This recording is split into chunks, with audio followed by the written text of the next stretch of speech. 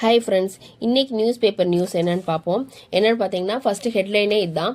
தமிழகத்தின் 6 இடம் உட்பட்ட மாநிலங்களவையில் காலியாகும் 37 இடங்களுக்கு மார்ச் 14 தேர்தல் அப்படின்னு சொல்லியிருக்காங்க. மார்ச் 16 எந்த அவைக்கு மாநிலங்களவையில் காலியாகும் இடம். தமிழகத்துல வந்து மொத்தம் எத்தனை இடம்னா 6 இடம். மொத்தமா மாநிலங்களவையில் காலியாகிற இடம் வந்து 37 இடம். ஸோ இதை வந்து என்னன்றதை இதை பத்தி டீட்டெயில் பார்ப்போம். மாநிலங்களவையை பத்தி இன்னைக்கு டீட்டெயில் என்னன்னு பார்ப்போம். ஆக்சுவலி மாநிலங்களவை நம்ம என்னன்னு சொல்லுவோம், மேலவைன்னு சொல்லுவோம். ராஜ்யசபா அதோட தலைவர் யாருன்னா துணை குடியரசுத் தலைவர் தான் அதோட தலைவர். மொத்த உறுப்பினர்கள் வந்து 250 பேர். இந்த 250 பேர்ல தான் இப்போ வந்து 37 பேர் வந்து காலி ஆகுறதுங்க. ஒன்றே ஆளுகைக்கு உட்பட்ட சட்டமன்றம் மூலம் தான் இந்த தேர்தல் நடைபெறும். அதுல மாநிலம் அப்புறம் யூனியன் பிரதேசம் இது ரெண்டும் சேர்த்து தான் மொத்தம் 238 பேர் இருப்பாங்க. குடியரசுத் தலைவர் மூலமா வந்து 12 பேர் நியமிப்பாங்க. இந்த 12 பேர் யாருன்னா கலை, அறிவியல், இலக்கியம், விளையாட்டு இதுல சிறந்தவங்க வந்து குடியரசுத் தலைவர் தேர்ந்தெடுப்பாரு. இந்த 238 பேரை வந்து மாநிலம் மற்றும் யூனியன் பிரதேசத்துல இருக்க சட்டமன்றம் இருக்கும்ல, அதுல இருக்கவங்களை வந்து ஒற்றை மாற்று வாக்கெடுப்பு மூலமா தான் இதை தேர்ந்தெடுப்பாங்க.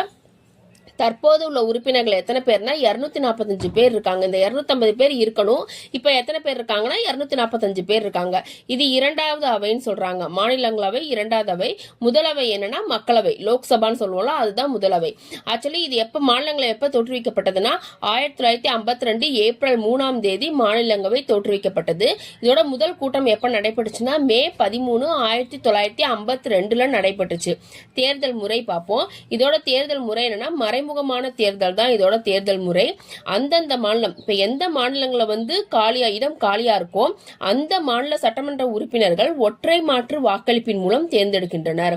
இப்ப தமிழகத்துல 6 இடம் காலியா இருக்குன்னு சொன்னாங்களா, அந்த 6 இடத்துக்கு நம்ம தமிழ்நாடோட சட்டமன்ற உறுப்பினர்கள் வந்து தேர்ந்தெடுப்பாங்க. இது மறைமுக தேர்தல் தான். அதே மாதிரி இது நிரந்தர அவை. இதோட பதவி காலம் 6 ஆண்டுகள். எப்படி இதுல வந்து காலி இடம் வரும்னா 1/3 பங்கு உறுப்பினர்கள் 2 ஆண்டுக்கு ஒரு முறை ஓய்வு பெறுவாங்க. எத்தனை முறை வேண்டுமானாலும் தேர்ந்தெடுக்கலாம். இப்ப இந்த வட்டம் தேர்ந்தெடுக்கிறவங்க 6 வருஷத்துக்கு அப்புறமும் திருப்பி நடக்கிற தேர்தலையும் அவங்க தேர்ந்தெடுக்கப்படலாம். எத்தனை முறை வேண்டுமானாலும் ஒருத்தர் தேர்ந்தெடுக்கப்படலாம். 1/3 பங்கு உறுப்பினர்கள், அதாவது இந்த 250 பேர்ல வந்து 1/3 பங்கு உறுப்பினர்கள் 2 ஆண்டுக்கு ஒரு முறை ஓய்வு பெற்றுக்கிட்டே இருப்பாங்க. இது நிரந்தர அவை. இதை கலைக்க முடியாது. இது பெர்மனண்டா இருக்கும் இந்த அவை. தேங்க்யூ.